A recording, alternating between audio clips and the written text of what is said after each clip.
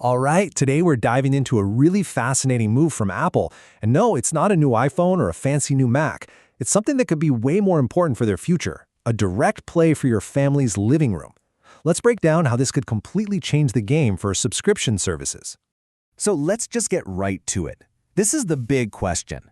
Is this the move that finally turns Apple Arcade from a kind of cool extra into an absolute must-have service for families everywhere? That's exactly what we're going to unpack today. Okay, so first things first, let's talk about the announcement itself. Apple just dropped news of a partnership that you can tell has been in the works for a while, and it connects them with one of the biggest, most powerful brands in all of kids' entertainment. And there it is. Apple has officially teamed up with Nick Jr. to bring a whole new slate of games to Apple Arcade. Now, the key word here, and you know this is always the case with Apple, is exclusive. You are not going to find this content anywhere else. So let's just quickly run through the key details. It's Apple and Nick Jr., obviously. What they're launching is a new hub called Nick Jr. Replay. It's coming May 7th, 2026. And the most important part, it is locked exclusively inside Apple Arcade. Apple is sending a very clear message. If you want this, you gotta be in our club. So what even is Nick Jr. Replay, right? Is it just a folder with a couple of games thrown in, or are we talking about something a little more substantial? Let's take a closer look at what you're actually gonna get. At its heart, Nick Jr. Replay is basically a hand-picked, curated little world inside of Apple Arcade. Think of it like a safe digital playroom that's just filled with games starring all those characters your kids already know and love. We're talking classic titles and some brand new exclusive ones too. And this quote from the press release, man, it says everything.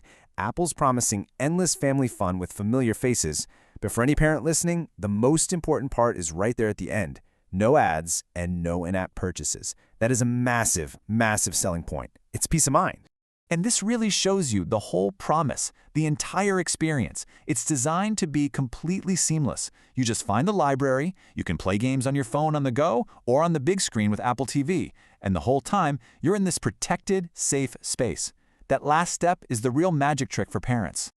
Okay, look, a new collection of games is nice, but what does this really mean for the big picture? Because this is so much more than just adding content.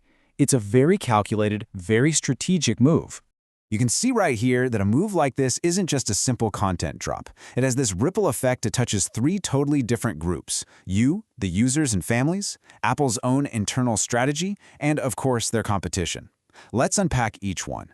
This is just classic Apple, right? You're seeing their famous walled garden playbook in real time. While their competitors, think Netflix games or Google Play Pass, are all about building these huge, sprawling libraries that work everywhere, Apple is doing the opposite. They're doubling down on highly curated, premium, exclusive content that makes their own hardware more valuable. It's all about quality, not just quantity. And that strategy creates the ripple effect we were just talking about. For families, you get a safe harbor in the wild west of mobile gaming. For Apple, it makes Arcade a much stickier service, which helps them sell more iPhones and Apple TVs. For developers, it's a huge signal that Apple is ready to write big checks for big IP. And for competitors, well, the bar for what counts as family-friendly content just got a whole lot higher. Now, a deal this big never happens in a vacuum. It always points toward a future strategy. So let's look down the road a bit and think about what could be coming next for Apple Arcade. And this really is the billion-dollar question, isn't it? Was this just a one-time opportunity with Nick Jr. that was too good to pass up? Or is this the first of many deals just like it? Is Apple about to start building out these exclusive little worlds inside of Arcade?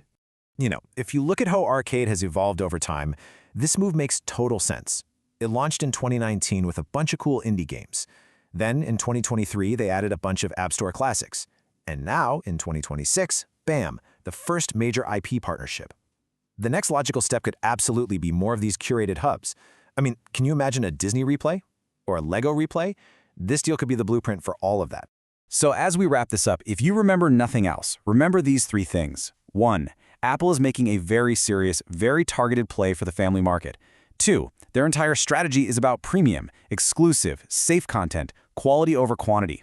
And 3. This is a direct shot across the bow at every other company trying to win the subscription war. Which leaves us with one last big idea to chew on.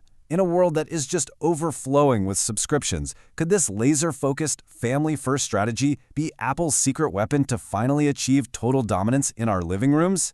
It is a pretty wild thought.